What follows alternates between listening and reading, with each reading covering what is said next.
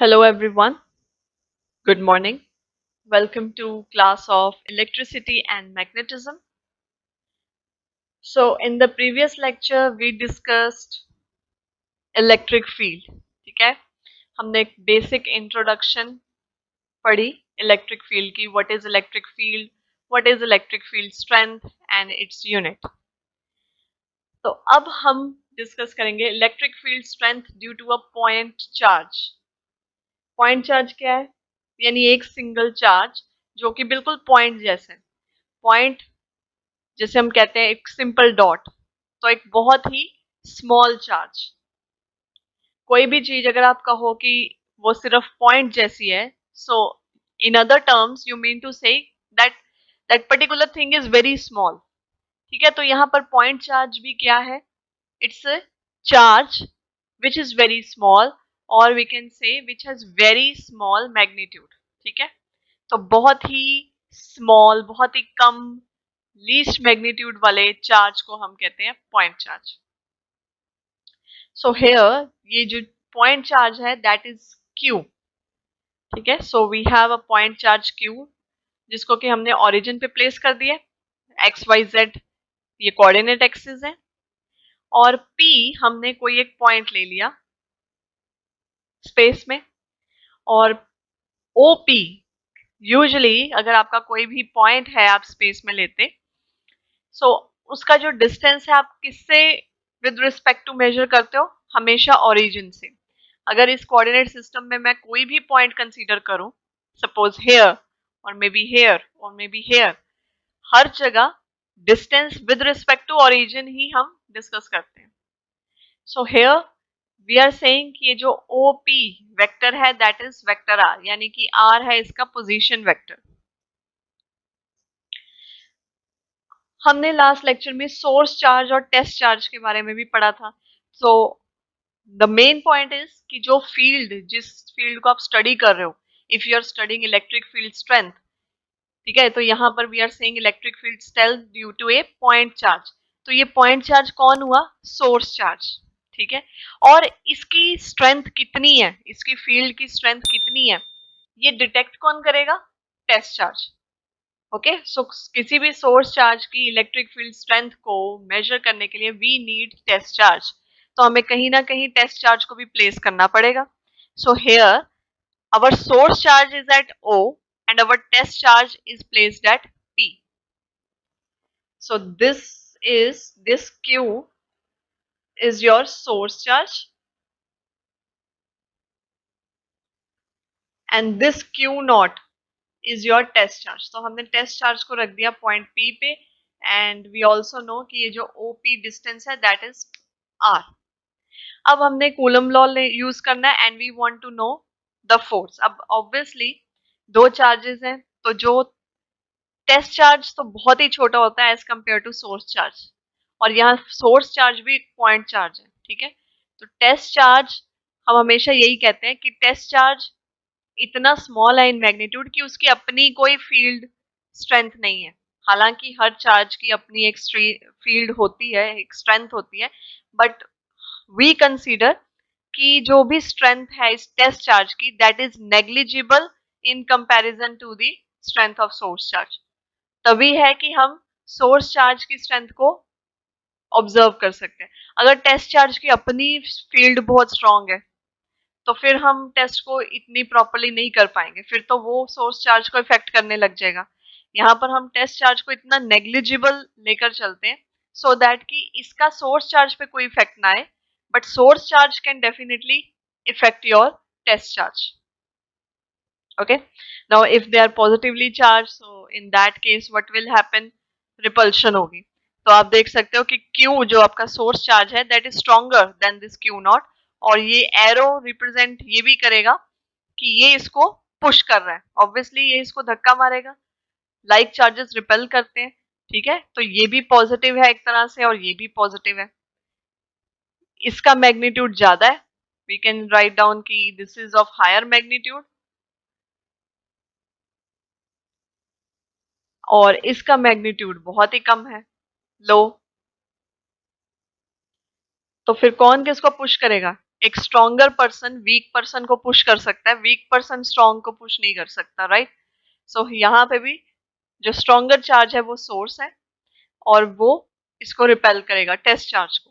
So the force is F is equal to 1/4πε0 Q naught upon r² और r cap, ये unit vector होता है। और अगर यूनिट वेक्टर को आपने वेक्टर की फॉर्म में लिखना है तो वो हमेशा क्या होता है, that is vector r upon magnitude of vector r, ठीक है। और मैग्नीट्यूड को हम सिंपली r लिख लेते हैं with no arrow, okay. So इसलिए हमारे पास आ गया Q naught r vector upon 4πε0 r³। अब इलेक्ट्रिक फील्ड स्ट्रेंथ निकालनी है, सो हमने डिस्कस किया कि अवर E is F upon Q not, यही डिस्कस किया था लास्ट लेक्चर में। तो F का फॉर्मूला लिख दो अपॉन Q नॉट से cancel and we will have 1/4πε0 QR upon r³। और अगर हम, ये तो आ गया आपका वेक्टर। अब वेक्टर क्वांटिटी क्या होती है, which has both magnitude as well as direction. अगर हम सिर्फ मैग्नीट्यूड की बात करें तब we don't need this arrow, क्योंकि एरो रिप्रेजेंट करता है वेक्टर को। तो अगर सिर्फ मैग्नीट्यूड लिखना है so you can write down 1/4πε0, ये तो वैसे ही कांस्टेंट है, Q भी कांस्टेंट है, r³ भी मैग्नीट्यूड है। इस वेक्टर r को you can simply write down r, और फिर ये r कैंसिल आउट हो जाएगा and we will have E is equal to Q upon 4πε0 r²। और ये है standard formula of electric field strength due to a point charge. अब हम क्या करते हैं, जो हमने पॉइंट P लिया था जहां पर हमारा टेस्ट चार्ज था, हम उसके कोऑर्डिनेट्स लिख लेते हैं। ऑब्वियसली जब भी आप कंसीडर कर रहे हो कोई coordinate system and there is any point, तो उस पॉइंट की पोजीशन तीनों कोऑर्डिनेट्स की टर्म्स में लिखी जाती है। सो यहाँ पर हमने कह दिया कि P के कोऑर्डिनेट्स हैं x, y, z। और ये आपको पता होगा कि हम in general position vector r को कैसे लिखते हैं, xi cap plus yj cap plus zk cap and magnitude is x² plus y² plus z² under root. तो हम यहाँ पर सब्सटीट्यूट कर सकते हैं। In place of vector r we can write down xi cap plus yj cap plus zk cap, और r³ चाहिए हमें, सिंपल r है 1/2, तो r³ क्या होगा, x² plus y² plus z² 1/2 into 3, ठीक है। वी वांट क्यूब, तो ये हो गया आपका 3/2। अब क्या कर सकते हैं, नेक्स्ट स्टेप वुड बी ये आई कैप, जे कैप, के कैप, इन सबको हम सेपरेट करके लिख सकते हैं। तो हमने पहले क्यू एक्स 4πε0 और पूरा डिनोमिनेटर आई कैप, फिर पूरी term plus J cap plus पूरी term and K cap.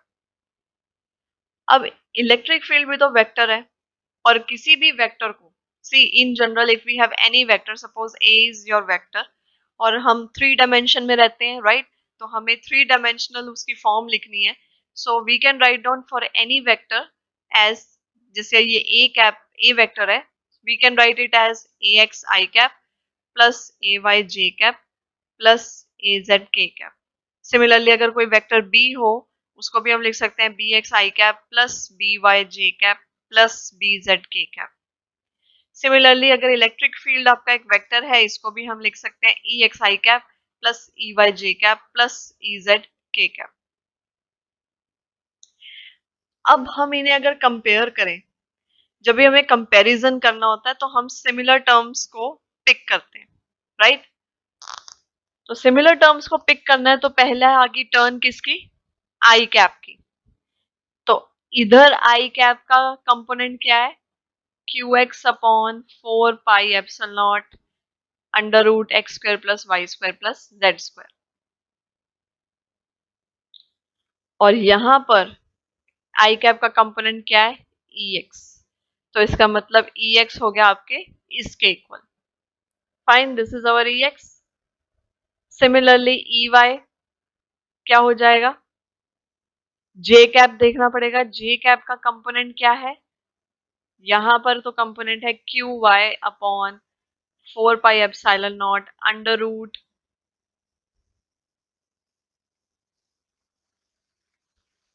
X square plus Y square plus Z square का क्यूब, राइट। सो 3/2 हो गया। यहां पर ये बुक में मिस्टेक है, दिस इज 3/2। बुक में कई जगह मिस्टेक्स होंगी, ओके। सो कभी भी अगर आपको ऐसा लगे कि there is some problem, you can directly ask me any time, okay. आप ग्रुप में अपनी क्वेरी पोस्ट कर सकते हो। सो हम जे कैप का कंपोनेंट देख रहे हैं, तो यहाँ पर इस इक्वेशन में जे कैप का कंपोनेंट ये है, और इस इक्वेशन में ई वेक्टर में जे कैप का कंपोनेंट है ई वाई। तो इसलिए हमारे पास ई वाई आ गया इसके equal. So we have written similarly. अब बचा कौन? के कैप का कंपोनेंट। के कैप का कंपोनेंट ये है, and here we have this as component of K cap. तो ई जेड हो गया आपका इसके इक्वल। सो अब हमारे पास ई एक्स भी आ गया, ई वाई भी आ गया, ई जेड भी आ गया। सो ये है आपका एक complete topic simply electric field strength due to a point charge. अब यहाँ पर सिर्फ एक ही चार्ज था, जो कि था आपका ये सोर्स चार्ज, इसी की बात हुई है, राइट। अब नेक्स्ट टॉपिक है electric field at a point due to a point charge in terms of position vector. तो अब भी एक ही चार्ज है, ठीक है, और उसका इफेक्ट हमने एक पर्टिकुलर पॉइंट पे ही देखना है। चेंज क्या कर रहे हैं? अब हम पोजीशन वेक्टर्स की टर्म में बात करेंगे। तो अब यहां पर क्या है कि जो हमारा सोर्स चार्ज है वो तो है Q, ओके, और टेस्ट चार्ज कौन है? Q0। सो ये कुछ कन्वेंशंस हैं, कुछ साइंस या सिंबल कह लो, कि टेस्ट चार्ज को हम हमेशा Q0 से रिप्रेजेंट करते हैं most of the time, okay. Okay, so लेकिन लास्ट केस में क्या था? लास्ट जो टॉपिक किया उसमें जो आपका सोर्स चार्ज था वो ओरिजिन पे बैठा हुआ था, बट अब क्या है, वो ओरिजिन पे नहीं है, it is at point A. और पॉइंट, और हमने अगर किसी भी, मतलब मैंने कहा जैसे हमारे पास कोई भी 3D स्पेस है और कोई भी पॉइंट है, तो उसका डिस्टेंस किसके विद रिस्पेक्ट हम मेजर करते हैं? Always with respect to origin. तो अब अगर आपका सोर्स चार्ज ए पे है, तो इसका डिस्टेंस हम कहाँ से मेजर करेंगे? ओरिजिन से। तो हमने कह दिया कि ये जो इसका डिस्टेंस है that is R dash vector, ठीक है। तो इसका पोजीशन वेक्टर हो गया आर डैश, और P वो पॉइंट है जहां पर टेस्ट चार्ज है, तो ऑब्वियसली हमने सोर्स चार्ज की स्ट्रेंथ को डिटेक्ट करना है एट पॉइंट P। अब पॉइंट P पे चार्ज है, तो इसका भी पोजीशन वेक्टर तो विद रिस्पेक्ट टू ओरिजिन ही होगा, and that is vector R. Again your source charge is stronger than test charge always, and both are positively charged, तो क्या होगा? source charge will repel it। इसलिए आप देख सकते हो कि फोर्स की डायरेक्शन किधर को जा रही है। जो ये Q है ये Q0 को पुश करेगा, धक्का मारेगा, इट विल रिपेल इट। तो आपकी फोर्स की डायरेक्शन इधर को हो जाएगी, राइट। जहां पर Q0 है उधर को ही फोर्स लगेगी। सो हमने अगेन फोर्स लिखनी है, एंड फोर्स का फॉर्मूला वही कूलम्स लॉ है, Q0 upon 4 pi epsilon naught R square, या फिर अगर हम आर वेक्टर कर दें तो नीचे आ जाता है आर क्यूब। तो पहले केस में क्या था? सिंपली हमने R vector upon R cube लिखा था। क्यों? क्योंकि उस टाइम पर जो आपका सोर्स चार्ज था that was at the origin, but अब ये केस नहीं है, ओके। तो इस केस में अब हमें लिखनी है डिस्टेंस। तो हमें Q का डिस्टेंस पता है ओरिजिन से, हमें Q0 का डिस्टेंस पता है ओरिजिन से, तो इन दोनों का डिस्टेंस क्या हुआ? अगर आपने triangle law of vector addition पढ़ा है, then you can actually tell me. ये एक ट्राइंगल बन रहा है, राइट, और इसमें ये हाइपोटेन्यूज है आपका आर वेक्टर, और एक साइड है आपकी आर डैश, तो सेकंड साइड क्या होगी? आर माइनस आर डैश, और ये क्या है? Q एंड Q0 के बीच का डिस्टेंस। तो हमने यहां पर ये वाला डिस्टेंस लेना है, R minus R dash, okay. अब दिस इज फोर्स, तो again if we want to find electric field, तो so what should we do, divide by Q naught. तो ये क्यू नॉट से क्यू नॉट कैंसल एंड हमारे पास आ गया ये टर्म। तो बिल्कुल सेम है लास्ट टॉपिक की तरह, ओनली डिफरेंस कि सिंपली आर की जगह we have R minus R dash, right. यहां पर वेक्टर आएगा। सो ये कुछ साइन अगर बुक मिस भी कर जाती है, make sure you should know if something is vector, तो हमेशा उसके ऊपर एरो लिखना है। और ये जो मॉड है, ये जो बार्स हैं, दिस रिप्रेजेंट मैग्नीट्यूड। ओके, सो ये आपका एक अलग एक्सप्रेशन आ गया। एवरीथिंग वाज सेम, बस इसको हमने कह दिया in term of position vector. Okay, examples, they are totally formula based, so try doing it yourself. If there is any problem, you can ask me. Next, continuous charge distribution. अब ये जो charges हैं, हम कहते हैं कि we have a space and charges are present all over the space. And most of the time it is very difficult to count each and every charge. ठीक है, अब suppose इस तरह charges, बहुत सारे point charges हैं and they are present here. अब देखते ही, is it possible for you to count each and every charge? No. In fact कई बार क्या होता है, अगर चार्जेस बहुत ही क्लोज हैं, like here if they are lying very close to each other, तो वो उनका डिस्क्रीट नेचर की जगह कंटिन्यूस नेचर बन जाता है। जैसे अब आप ये बनाए तो मैंने पॉइंट पॉइंट चार्जेस हैं, right, but they are very close to each other. तो अगर आप दूर से देखो तो ये क्या लग रहा है, एक तरह से लाइन लग रही है, line of charges, that I have drawn a line, right. So इस कारण अगर एक पर्टिकुलर जगह पर बहुत ज्यादा क्वांटिटी में समथिंग इज अवेलेबल और प्रेजेंट, सो उस केस में क्या होता है, उसका डिस्क्रीट नेचर हटके कंटिन्यूस नेचर आ जाता है। डिस्क्रीट मतलब जिसको आप एक एक करके काउंट कर सकते हो और आपको वो बिल्कुल अलग अलग नजर आ रहा है।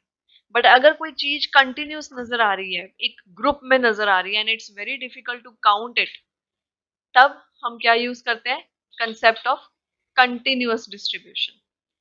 ठीक है, सो अगर एक charge is not a point charge, अब पॉइंट चार्ज के केस में तो हम पॉइंट्स को दिखा सकते हैं, बट अगर वो चार्ज पूरी बॉडी पे डिस्ट्रीब्यूटेड है, सो ऑब्वियसली क्या होगा कि हमारे लिए उसको काउंट कर पाना is impossible, right. So if something is distributed over some region and we can not count it, तो उस केस में हम क्या यूज करते हैं, इंटीग्रेशन। कि चाहिए तो हमें पूरा काउंट, हमें चाहिए तो सम, बट हम उसे सम नहीं कर पा रहे। आपको समेशन साइन के बारे में तो पता होगा, ये कब यूज करते हैं, when we have many terms, okay, and when we are actually adding all the terms, तो हम सिग्मा सिंबल यूज करते हैं। ठीक है, बट अगर आपके पास कोई ऐसी क्वांटिटी है which is spread and we can not count it, but चाहिए हमें उसका सम ही, सपोज चार्जेस हैं और वो एक इस सरफेस पे प्रेजेंट है, okay, but they are too many and it is spread over and they are spread over the entire region, तो उस केस में हम ऐड तो कर नहीं सकते कि एक एक चार्ज को पिक करें और उसको ऐड करें। तब हम क्या यूज करते हैं, instead of summation we use integration. तो इंटीग्रेशन में हम क्या करते हैं, लिमिट्स लगाते हैं, some lower limit and upper limit, जो कि डिफाइन करेगी इसकी लेंथ में भी। लोअर लिमिट और अपर लिमिट लगा देते हैं और बीच में होता है हमारा कोई फंक्शन, जैसे कोई dx के साथ, and then we solve it. Okay, तो हमारे पास थ्री टाइप्स होते हैं चार्ज डिस्ट्रीब्यूशन के। one is linear charge, another one is surface charge, and third one is volume charge. Name से ही you can guess, क्या guess निकल रहा है, linear तो somehow related है line से, surface is related with surface and volume। तो जहां पर तो चार्ज एक लाइन पे प्रेजेंट है, लाइन कह लो या कर्व कह लो या पाथ कह लो, कोई एक पाथ है, सपोज इस तरह से एक लाइन जा रही है और इस पूरी लाइन पे आपके चार्जेस प्रेजेंट है, तो इसको हम बोलेंगे linear charge distribution. Okay. Second है सरफेस चार्ज। अगर आपके पास कोई सरफेस है, सरफेस यानी कि 2D ऑब्जेक्ट, ये लाइन किसको रिप्रेजेंट करेगी? 1D, 2D या 3D? 1D, बिकॉज जो चार्जेस हैं वो सिर्फ एक ही डायमेंशन में है। सरफेस रिप्रेजेंट करता है 2D को, सो सरफेस के लिए वी हैव 2D। जैसे आपका ड्राइंग बोर्ड हो गया, आपकी बुक होगी, ब्लैक बोर्ड हो गया, कैरम बोर्ड हो गया, राइट? वो सब 2D सरफेस है। तो अगर ऐसे सरफेस पे चार्जेस प्रेजेंट है, then we call it surface charge distribution. Okay, 1D हो गया लीनियर, 2D हो गया आपका सरफेस, और 3D में क्या आता है? Volume. So suppose you have a cube, और इस पूरे क्यूब में चार्जेस प्रेजेंट हैं, सो क्यूब रिप्रेजेंट की वॉल्यूम। जब चार्जेस किसी वॉल्यूम को कवर करते हैं, then we have volume charge distribution. Okay, so एक बार इनकी डेफिनेशन देख लेते हैं। Line charge density of a linear charge distribution may be defined as charge per unit length of the linear charge. हर जगह प्रेजेंट कौन है? चार्जेस, बिकॉज सारे नेम्स में आप देखो there is charge density, charge density, charge density. तो बात किसकी हो रही है? चार्ज की। लेकिन अब वो कहाँ प्रेजेंट है, ये डिपेंड करेगा, राइट? तो अगर तो चार्ज है पर यूनिट लेंथ, तो हम उसे बोलेंगे linear charge density, and it is denoted by lambda. So lambda is dq by dl। और अगर एसआई यूनिट लिखनी है तो चार्ज की एसआई यूनिट क्या होती है? कूलम, और लेंथ की मीटर, तो ये हो गया coulomb per metre. Similarly surface charge density को क्या कहेंगे? It is defined as charge per unit area. बहुत सिंपल, सरफेस मतलब एरिया, राइट? और इसको हम डिनोट करते हैं सिग्मा से। तो अब ये किसका रेशो है? ऊपर तो आपका चार्ज ही रहेगा, नीचे कौन आ गया? एरिया। तो चार्ज का आपका एसआई यूनिट कूलम, और एरिया के लिए मीटर स्क्वायर, तो यूनिट हो गई coulomb per metre square. Third आप खुद डिसाइड करो, वॉल्यूम चार्ज डेंसिटी है तो क्या होगा? चार्ज पर यूनिट वॉल्यूम, और इसको हम डिनोट करते हैं रो से। सो रो क्या होगा? ऊपर definitely we have charge, and denominator में वॉल्यूम। सो चार्ज का SI unit is coulomb, and volume के लिए वी हैव मीटर क्यूब, तो यूनिट बन गए coulomb per metre cube. Okay, very easy to remember, but important topic. अब आ गया इलेक्ट्रिक फील्ड लाइंस। अब आपने इलेक्ट्रिक फील्ड पढ़ ली कि हर चार्ज की अपने अराउंड इलेक्ट्रिक फील्ड होती है। We can not see electric field, okay, we can only detect it via some instrument, या कोई एक्सपेरिमेंट के through we can feel it, right? अब हम theoretically when we want to understand कि electric field present है और उसकी क्या डायरेक्शन होएगी, क्या स्ट्रेंथ होएगी, we draw electric field using lines. जबकि रियलिटी में हमें कोई लाइंस नहीं नजर आती। इनफैक्ट कहीं इलेक्ट्रिक फील्ड प्रेजेंट भी हो, we cannot see it with naked eye, right? But theoretically अगर हमने किसी कॉन्सेप्ट को समझना है तो हम इलेक्ट्रिक फील्ड को लाइंस की फॉर्म में स्टडी करते हैं। तो ये कैसे हमें बताती है electric field? So now the direction, पहली बात तो कि डायरेक्शन ऑफ इलेक्ट्रिक फील्ड अगर हमने पता करनी है तो वो कैसी होती है? See, the direction of electric field at a point due to a source charge. So always हम सोर्स चार्ज की बात करते हैं, it is always along the direction in which a positive test charge would move if placed in the space surrounding the source charge। यानी कि जो भी electric field है उसकी डायरेक्शन क्या रहती है?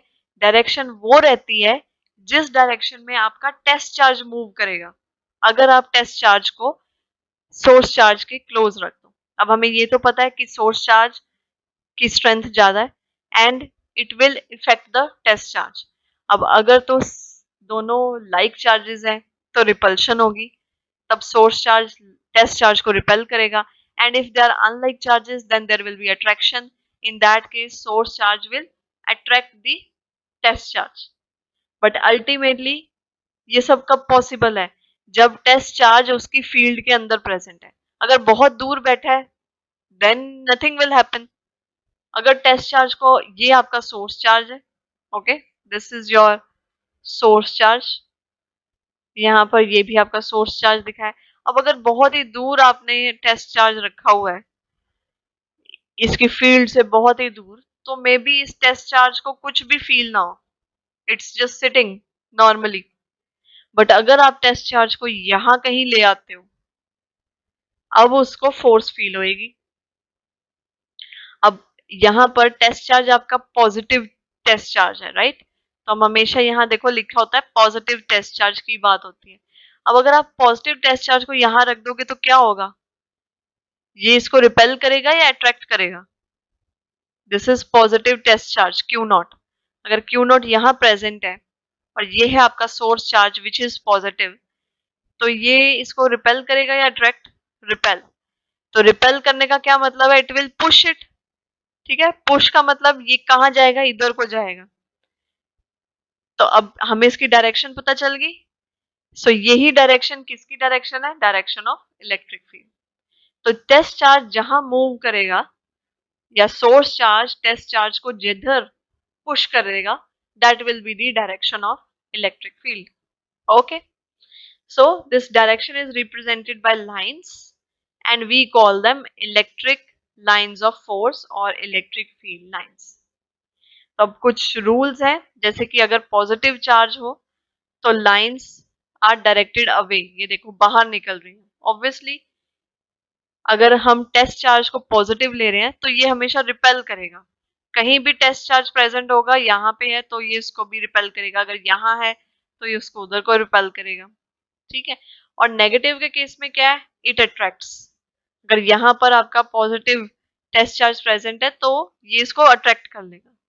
सो जो इलेक्ट्रिक फील्ड लाइंस हैं ये होती हैं directed away from positive charge and toward negative charge. और हम एरो दिखा देते हैं which actually tells us the direction.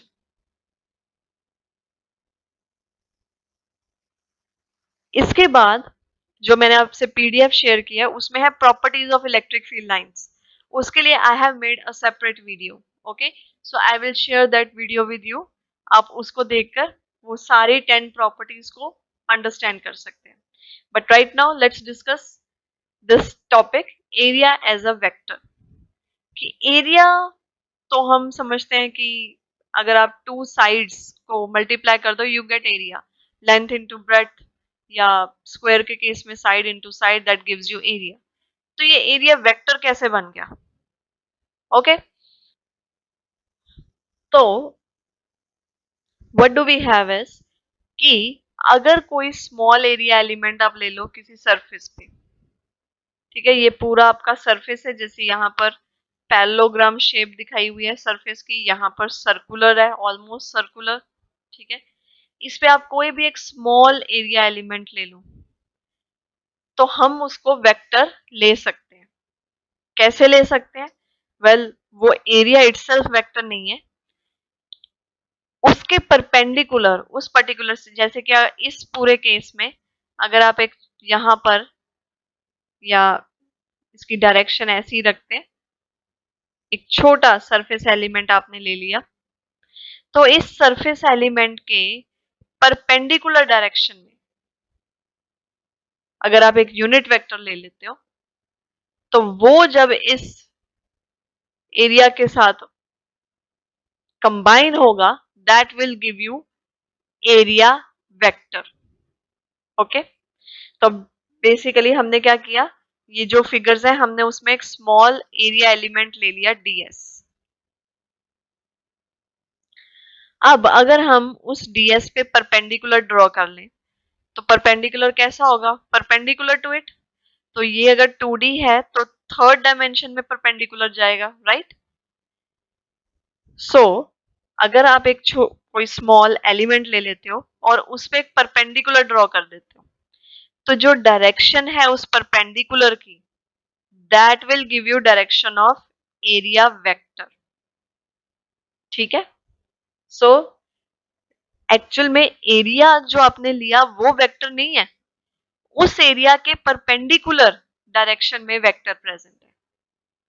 सो ये जो हमने यहाँ पे हाईलाइट किया रीजन, या ये जो हमने रीजन हाईलाइटेड लिया है, this is not your vector. इसके परपेंडिकुलर डायरेक्शन में हमारे पास वेक्टर मिलता है। Okay, so direction of perpendicular gives the direction of area vector, और length of perpendicular is equal to magnitude. जितनी ज्यादा लेंथ बनाओगे उसका मतलब मैग्नीट्यूड उतना ही ज्यादा है। छोटी लेंथ का वेक्टर है तो मतलब मैग्नीट्यूड कम है। If you make a longer magnitude, sorry longer perpendicular, then that means that magnitude of area vector is more। तो ये जो हमने परपेंडिकुलर ड्रॉ किया है, इस परपेंडिकुलर को हम यूजुअली डिनोट करते हैं एन कैप से, और कैप जिसके लगी हो उसे हम क्या बोलते हैं, यूनिट वेक्टर। ओके, सो ये जो आपका एरिया वेक्टर है उसको हम लिखेंगे ds with this arrow, that is ds into N cap. इसमें ये ds क्या है, सिंपली एरिया, एंड ये एन कैप क्या है, unit vector perpendicular to area ds। और ये क्या है, दिस इज एरिया वेक्टर। समझ गए? एरिया वेक्टर को आपने अगर लिखना है तो ऑब्वियसली आप एरो लगाओगे, पर ये बना किससे है, simple area multiplied by a unit vector which is perpendicular to the area. सब जैसे यहां पर ये एक पैरेललोग्राम है, बेसिकली हमने दो वेक्टर्स लिए हैं, A vector and B vector. Okay, तो अगर आपने एरिया ऑफ पैरेललोग्राम पढ़ा होगा तो उस केस में इट सेज कि दोनों का अगर आप क्रॉस प्रोडक्ट लेते हो और उसका मैग्नीट्यूड कर लो, that will give you area of this whole parallelogram. तो यहां पर अगर ये आपका जो, इसमें भी अगर हमने एरिया वेक्टर लेना है तो पहले सिंपल एरिया तो S है, that is equal to multiplication, ठीक है ना, A इंटू बी कह लो। अगर हम सिंपल एरिया की बात करें मैग्नीट्यूड की, तो वो तो क्या होएगा, दोनों साइड्स के मल्टीप्लीकेशन या प्रोडक्ट कह लो, राइट। बट अगर हमने एरिया वेक्टर कहना है तो एरिया वेक्टर क्या हुआ, one side vector cross product another vector A cross B. और क्रॉस प्रोडक्ट का क्या फॉर्मूला होता है, A B sine theta N cap, remember. तो हमेशा अगर जहां एन कैप आ गया मतलब वहां क्रॉस प्रोडक्ट है, जहां क्रॉस प्रोडक्ट आ गया समझ लो वहां एन कैप है, most of the time, not always. यानी कि अगर क्रॉस प्रोडक्ट है आपके पास तो definitely you will write down N cap, because जो एंड प्रोडक्ट होता है हमेशा, क्रॉस प्रोडक्ट का जो रिजल्ट आता है वो हमेशा परपेंडिकुलर डायरेक्शन में होता है। तो this is always perpendicular to A cross B. यानी अगर ए क्रॉस बी आपका टू डायमेंशन बना रहे हैं तो इनका प्रोडक्ट या इनका क्रॉस प्रोडक्ट किस डायरेक्शन में होगा, परपेंडिकुलर डायरेक्शन, इन दोनों के परपेंडिकुलर। तो ये जो वेक्टर एक्स है ये परपेंडिकुलर है to both A and B. Okay, तो क्रॉस प्रोडक्ट में हमेशा वी हैव एन कैप। और अगर मैग्नीट्यूड निकालना है तो इसका मॉड ले लो, उस केस में ये एन कैप क्या है, this is unit vector. Unit vector क्या होता है, basically a vector whose magnitude is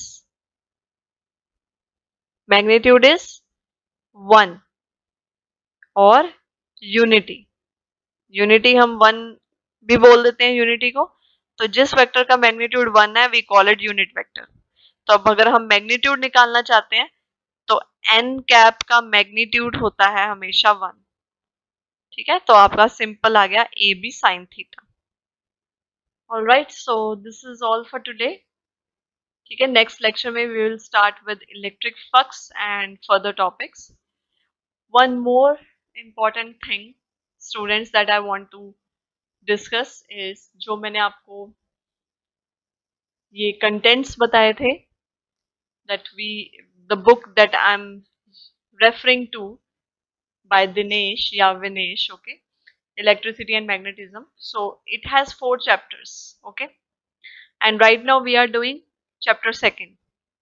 और मैंने आपको कहा है कि चैप्टर 1 के जो वीडियोस हैं वह मैं आपके साथ टाइमली शेयर करती रहूंगी। जिस दिन मैं आपको होम असाइनमेंट में वीडियो दूंगी, ठीक है, you have to make notes on that. But जिस दिन मैं आपको होम असाइनमेंट नहीं दे रही, देन इट्स योर ड्यूटी कि जो मैंने क्लास में पढ़ाया है आप उसके नोट्स बनाओ। And again, there is no limit on the length of the notes. You can make 1 page note also, or you can make, like, it's up to you, ठीक है। So this is the chapter that we are doing. मैंने आपके साथ first and second का already PDF share कर लिए, okay, and well, the best part is that this chapter is not in the syllabus, so we will not do this, okay। Electrostatic fields in dielectric हमारे syllabus में नहीं है, Punjabi university के syllabus में नहीं है। So we have just 3 chapters to do, और second चल रहा है। फर्स्ट का मैं टाइमली आपके साथ वीडियो शेयर करूंगी, ओके। जिस दिन शेयर किया है ऑब्वियसली आपने उसी वीडियो की होम असाइनमेंट बनानी है, नोट्स बनाने हैं। जिस दिन मैं नहीं शेयर करती, उस दिन जो हमने क्लास में डिस्कस किया है उसके नोट्स आप बनाओगे, but do make notes, alright. So we have just 3 chapters and they are really easy. We will finish on time, I think before time हम finish कर लेंगे ये chapters, and soon we will start with our revision. Alright? So that's all for today. If there is any problem, any query, you can straightway ask on the Telegram group. ठीक है, आप वहां पर अपनी query post कर सकते हो। अगर आपको ग्रुप रिगार्डिंग भी कोई प्रॉब्लम आ रही है, you can contact any time, okay. So that's all for today.